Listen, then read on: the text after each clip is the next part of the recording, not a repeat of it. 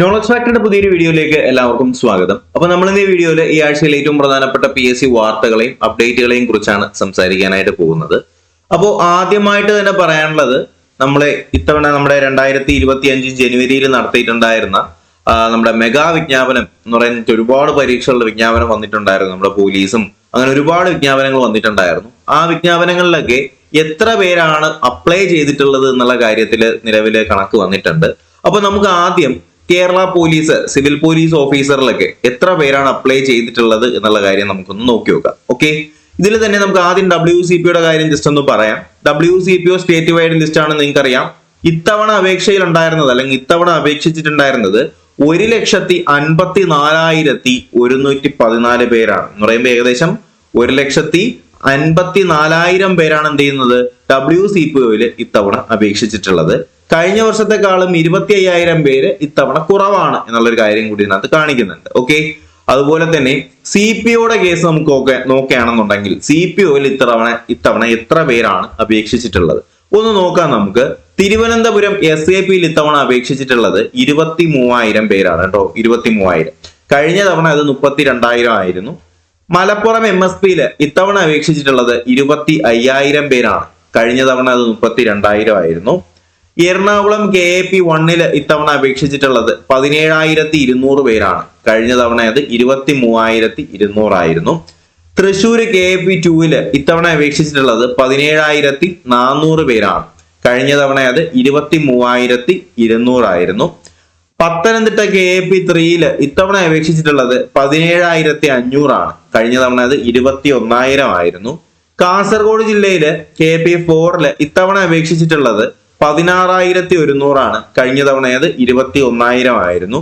Idukki KAP5 ഇത്തവണ അപേക്ഷിച്ചിട്ടുള്ളത് 13,500 പേരാണ്. കഴിഞ്ഞ തവണ അത് 15,000 പേരായിരുന്നു. ആകെ മൊത്തത്തില് ഇത്തവണ CPO പരീക്ഷയിൽ അപേക്ഷിച്ചവരുടെ എണ്ണം എന്ന് പറയുന്നത് 1,30,000 പേരാണ്. കഴിഞ്ഞ തവണ അത് 1,69,000 പേര് ആയിരുന്നു. ഓക്കെ, അപ്പൊ ഇത്തവണ കഴിഞ്ഞ വർഷത്തെക്കാൾ നോക്കിയാൽ കമ്പാരിറ്റീവ്ലി കോമ്പറ്റീഷൻ ഓരോ ബറ്റാലിയനിലും കുറവാണ്. അപ്പൊ നിങ്ങൾ മനസ്സിലാക്കേണ്ട ഒരു കാര്യം എന്ന് പറയുന്നത് ഏത് പരീക്ഷയായാലും CPO ആയാലും WCPO ആയാലും അല്ലെങ്കിൽ കേരള PSC നടത്തുന്ന ഏത് പരീക്ഷയായാലും ആദ്യത്തെ ഒരു 200 റാങ്കിനകത്തൊക്കെ വന്നാലേ എന്ത് ചെയ്യത്തുള്ളൂ, ജോലി കിട്ടാനുള്ള സാധ്യത ഉള്ളൂ എന്നുള്ള കാര്യം കൃത്യമായിട്ട് നിങ്ങളുടെ മനസ്സിലുണ്ടായിരിക്കണം. ഓക്കെ, അപ്പോൾ ഇത് CPOയുടെ കാര്യമാണ്. WCPOയുടെ ഞാൻ ഓൾറെഡി പറഞ്ഞിട്ടുണ്ട്.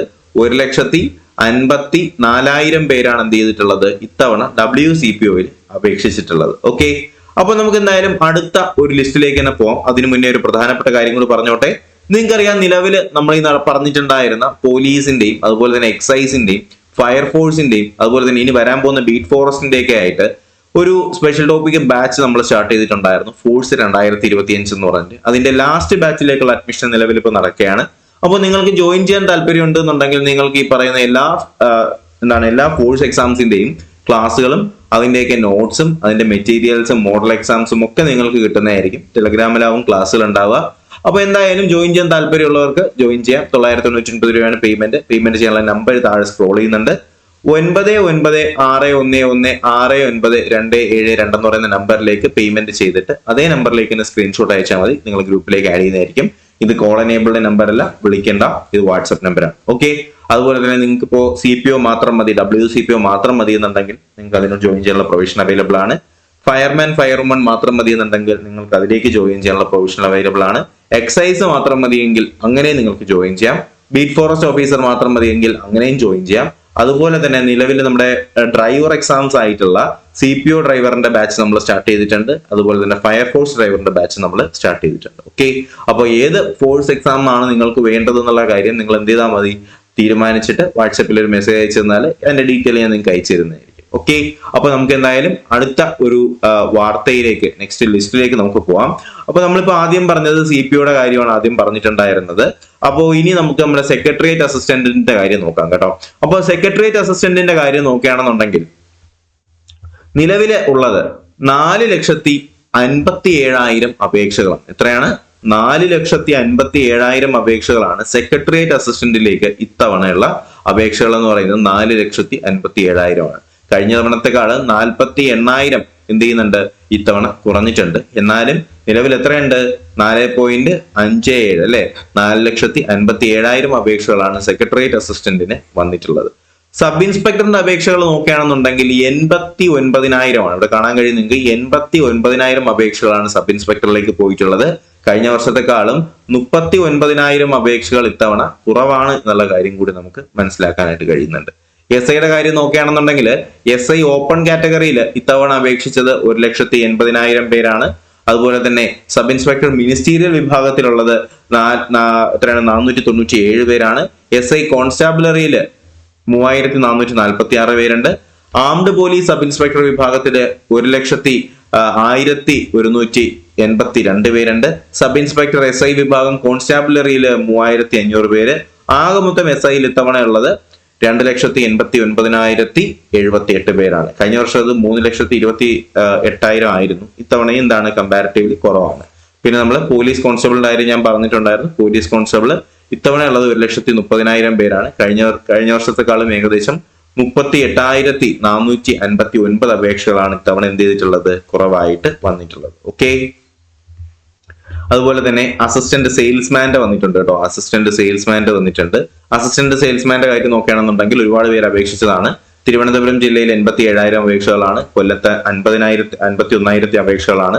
പത്തനംതിട്ടയിൽ 17,000 ആലപ്പുഴയിൽ 35,000 കോട്ടയത്ത് നോക്കുകയാണെന്നുണ്ടെങ്കിൽ 23,000, ഇടുക്കിയിൽ 16,000, എറണാകുളം ജില്ലയിൽ 42,000, തൃശ്ശൂർ ജില്ലയിൽ 34,000, പാലക്കാട് 49,000, മലപ്പുറം ജില്ലയിൽ 46,000, കോഴിക്കോട് 53,000, വയനാട് 15,200.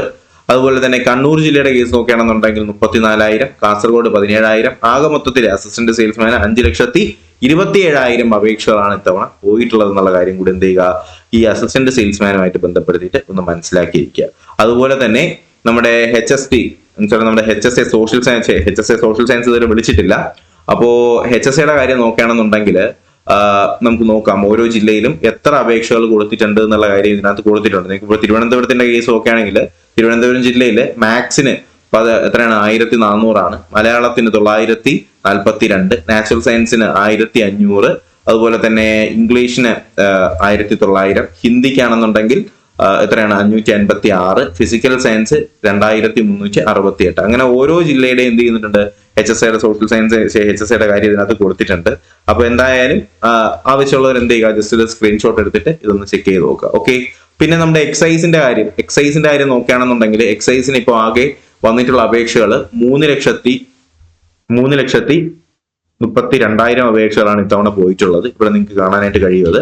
ഓരോ ജില്ലയുടെയും കേസ് നോക്കുകയാണെന്നുണ്ടെങ്കിൽ തിരുവനന്തപുരം ജില്ലയിൽ അപേക്ഷകൾ വന്നിട്ടുള്ളത് 53,000, കൊല്ലത്താണെങ്കിൽ 30,000, പത്തനംതിട്ട ജില്ലയിൽ 14,000, ആലപ്പുഴ 20,000, കോട്ടയത്താണെങ്കിൽ 1,500, ഇടുക്കി ജില്ലയിലാണെങ്കിൽ 1,500, എറണാകുളത്ത് 29,000, തൃശ്ശൂർ ജില്ലയിൽ 19,000, അതുപോലെ തന്നെ പാലക്കാട് 32,000, മലപ്പുറത്താണെങ്കിൽ 25,000. ആകെ മൊത്തത്തില് 3,32,000 അപേക്ഷകളാണ് എക്സൈസിന്റെ കാര്യം നോക്കുമ്പോഴത്തേക്കും അപേക്ഷകൾ പോയിട്ടുള്ളത്. ഓക്കെ,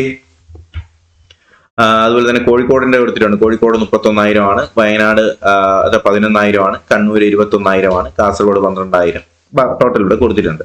ഹെൽത്ത് ഇൻസ്പെക്ടറിന്റെ കാര്യം നോക്കുകയാണെങ്കിൽ 7,000 അപേക്ഷകളാണ് ഹെൽത്ത് ഇൻസ്പെക്ടറിലേക്ക് പോയിട്ടുള്ളത്. അതുപോലെ തന്നെ നമ്മുടെ JPHN ആരോഗ്യ വകുപ്പിലേക്കുള്ള ജൂനിയർ പബ്ലിക് ഹെൽത്ത് നഴ്സിന്റെ കാര്യം നോക്കുകയാണെങ്കിൽ ആകെ മൊത്തത്തില് 19,000 അപേക്ഷകളാണ് പോയിട്ടുള്ളത്. അസിസ്റ്റന്റ് നമ്മുടെ സ്റ്റാറ്റിസ്റ്റിക്കൽ അസിസ്റ്റന്റിന്റെ കാര്യം നോക്കുകയാണെങ്കിൽ 48,000 അപേക്ഷകളാണ് പോയിട്ടുള്ളത്. അതുപോലെ തന്നെ മറ്റു പ്രധാനപ്പെട്ട തസ്തികകളുടെ അപേക്ഷകളുടെ എണ്ണം ഡിവിഷണൽ അക്കൗണ്ടന്റിലെ 3 അപേക്ഷകളെ പോയിട്ടുള്ളൂ.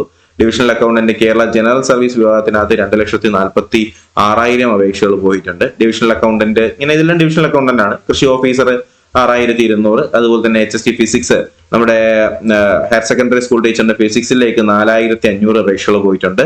അതുപോലെ തന്നെ കമ്മ്യൂണിക്കേറ്റീവ് ഇംഗ്ലീഷിന്റെ ഹയർ സെക്കൻഡറി സ്കൂൾ ടീച്ചറിൻ്റെതാണെങ്കിൽ 1,052.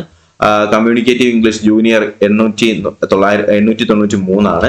അതുപോലെ തന്നെ IRB ഇന്ത്യ റിസർവ് ബറ്റാലിയനിൽ എത്ര അപേക്ഷകൾ പോയിട്ടുണ്ട് എന്ന് അന്വേഷിച്ചവരുണ്ടായിരുന്നു. IRBയിൽ ഇതുവരെ വന്നിട്ടുള്ളത് 1,49,000 കേട്ടോ. IRBയുടെ കേസാണ് പറയുന്നത്. IRB എഴുന്നൊരു ശ്രദ്ധിക്കുക. 1,49,000 അപേക്ഷകളാണ് എന്ത് ചെയ്യുന്നത് IRBയിലേക്ക് പോയിട്ടുള്ളത്. ഓക്കെ അല്ലേ? അപ്പോൾ ഇത്രയും കാര്യങ്ങൾ എന്ത് ചെയ്യുക, നമ്മുടെ ഈ പറയുന്ന ലേറ്റസ്റ്റ് വിജ്ഞാപനങ്ങളുമായി ബന്ധപ്പെടുത്തിയിട്ട് ഒന്ന് അറിഞ്ഞിരിക്കുക. അതുപോലെ തന്നെ KAS വേണ്ടിയിട്ട് പ്രിപ്പയർ ആയിരിക്കുന്നവർക്ക് ഒരു നല്ലൊരു വാർത്ത വന്നിട്ടുണ്ട്. KASന്റെ 2ാം ബാച്ചിന്റെ വരുന്നുണ്ട്. ഇത് കുറെ കാലം കൊണ്ട് പറയുന്നതാണ്, പക്ഷെ ഇതൊരു വന്നിട്ടില്ല. അതുകൊണ്ട് ഞാൻ ഇതിനെ വലിയതായിട്ട് പ്രോത്സാഹിപ്പിക്കത്തൊന്നുമില്ല. അപ്പോൾ KASന്റെ 2nd ബാച്ച് സ്റ്റാർട്ട് ചെയ്യുന്നൊക്കെ പറയുന്നുണ്ട്. 31 ഒഴിവുകളാണ് നിലവിൽ റിപ്പോർട്ട് ചെയ്തിട്ടുള്ളത്. അപ്പൊ എന്തായാലും KASന്റെ ഒക്കെ കോഴ്സുകളൊക്കെ വല്ലവരും സ്റ്റാർട്ട് ചെയ്യണമെങ്കിൽ ഒന്ന് ചാടി കൊടുക്കരുത്. നോട്ടിഫിക്കേഷന്റെ ആ ഒരു ടൈം ആവുമ്പോഴേ സ്റ്റാർട്ട് ചെയ്യും. കാരണം ഒരുപാട് പേര് പലരുടെയും ബാച്ചുകളിലൊക്കെ ജോയിൻ ചെയ്തിട്ട് അവസാനം നോട്ടിഫിക്കേഷൻ പോലും വരാത്ത അവസ്ഥയൊക്കെ ഉണ്ടായിട്ടുണ്ട്. അതുപോലെ തന്നെ താൽക്കാലിക നിയമന കണക്ക് കൈമലർത്തി മുഖ്യമന്ത്രി നല്ല കാര്യങ്ങൾ തന്നെയാണ് ചെയ്യുന്നത്. ഒരു കാരണവശാലും എന്ത് ചെയ്യരുത്, ഇതിനൊന്നും ഒരു ഡീറ്റെയിൽസും കൊടുക്കരുത് കേട്ടോ. കാര്യം 8 വർഷത്തിനിടെ പിൻവാതിലൂടെ 1.5 ലക്ഷം നിയമനം നടന്നു എന്നാണ് നമ്മുടെ പ്രതിപക്ഷ നേതാവല്ല നമ്മുടെ രമേശ് ചെന്നിത്തല പറഞ്ഞിട്ടുണ്ടായിരുന്നു. ഓക്കെ, അപ്പൊ ഇങ്ങനെയൊക്കെയാണ് കാര്യങ്ങൾ. അതുപോലെ തന്നെ നമ്മുടെ കോൺസ്റ്റബിൾ ഹവിൽദാറിലേക്ക് 1,800 പേർ കൂടി സേനയിലേക്ക് ഇത് വന്നിട്ടുണ്ട്. അതുപോലെ തന്നെ സ്റ്റാഫ് നേഴ്സ് ഗ്രേഡ് 2 എല്ലാ ജില്ലയിലെയും റാങ്ക് ലിസ്റ്റ് ആയിട്ടുണ്ടെന്ന് പറയുന്നുണ്ട്. കമ്പനി ബോർഡ് അസിസ്റ്റന്റിലേക്ക് 8 നിയമനങ്ങൾ കൂടി നിലവിൽ വന്നിട്ടുള്ള കാര്യം പറയുന്നുണ്ട്. അതുപോലെ തന്നെ നമ്മുടെ വാട്ടർ അതോറിറ്റിയിലേക്കുള്ള LDC റാങ്ക് ലിസ്റ്റ് ആയിട്ടുണ്ട്. റാങ്ക് ലിസ്റ്റിൽ 345 പേരാണ് റാങ്ക് ലിസ്റ്റ് വന്നിട്ടുള്ളത്. സ്റ്റാഫ് നേഴ്സിലേക്ക് 31 നിയമനങ്ങളോട് പോയിട്ടുണ്ട്. അതുപോലെ തന്നെ ഹെൽത്ത് ഇൻസ്പെക്ടർ, അതുപോലെ തന്നെ JPHN പരീക്ഷകളൊക്കെ ഏപ്രിൽ 21 എന്ന് പറയുന്നുണ്ട്. കൺഫർമേഷൻ നിങ്ങൾക്ക് ഫെബ്രുവരി 19 മുതൽ അത് കൊടുക്കാനായിട്ട് കഴിയും. അതുപോലെ തന്നെ നിയമന നിരോധനം നീങ്ങി KSEB സബ് എഞ്ചിനീയറിലേക്ക് 213 നിയമന ശുപാർശകൾ വന്നിട്ടുണ്ട്. ഫാം അസിസ്റ്റന്റിന്റെ 3 ചോദ്യങ്ങൾ ഒഴിവാക്കിയിട്ടുണ്ട്. കേര ഫെഡിലേക്ക് അസിസ്റ്റന്റിലേക്കുള്ള റാങ്ക് ലിസ്റ്റിൽ 142 പേരാണ് ഉൾപ്പെടുത്തിയിട്ടുള്ളത്. അതുപോലെ തന്നെ നമ്മുടെ കേരള PSC ഈ ആഴ്ച നടത്തിയിട്ടുണ്ടായിരുന്ന PSC ഇൻഷോട്ട് എന്ന് പറഞ്ഞിട്ട് പരീക്ഷകളുടെ കാര്യങ്ങളൊക്കെ ഇതിനകത്ത് പറയുന്നുണ്ട്. PSC ആഴ്ച നടത്തിയിട്ടുള്ള പരീക്ഷകൾ, ഇന്റർവ്യൂകൾ ഒക്കെ ഇതിനകത്ത് പറയുന്നുണ്ട്. അതുപോലെ തന്നെ PSC അഡ്വൈസ് അപ്ഡേറ്റ് എന്ന് പറഞ്ഞിട്ട് LDC വയനാട് കമ്പ്യൂട്ടർ അസിസ്റ്റന്റ്, അതുപോലെ തന്നെ LGS Wayanad, LDC Ernakulam staff നേഴ്സിന്റെ കാര്യമൊക്കെ ഇതിനകത്ത് പറയുന്നുണ്ട്. ഓക്കെ, അപ്പൊ ഇത്രയും കാര്യങ്ങളാണ് നമ്മുടെ ഈ പറയുന്ന ഈ ആഴ്ചയിൽ ഏറ്റവും പ്രധാനപ്പെട്ട PSC വാർത്തകൾ എന്ന് പറയുന്നത്. അപ്പൊ ഞാൻ നേരത്തെ പറഞ്ഞ പോലെ തന്നെ നമ്മുടെ കോഴ്സ് പരീക്ഷകളിലേക്കൊക്കെ ആരെങ്കിലും തയ്യാറെടുക്കുന്നുണ്ടെങ്കിൽ നിങ്ങൾ വേറെ എങ്ങോട്ടും പോകണ്ട, നേരെ നോളജ് ഫാക്ടറിയിലേക്ക് വന്നോളൂ. കഴിഞ്ഞ വർഷങ്ങളിലെ പോലെ തന്നെ നിങ്ങൾക്ക് ഇത്തവണയും സമഗ്രമായ ക്ലാസ്സുകൾ ലഭിക്കുന്നതായിരിക്കും. ഓക്കെ, അപ്പൊ എന്തായാലും വീഡിയോ ഇഷ്ടമെങ്കിൽ ലൈക്ക് ചെയ്യുക, ചാനൽ സബ്സ്ക്രൈബ് ചെയ്യുക.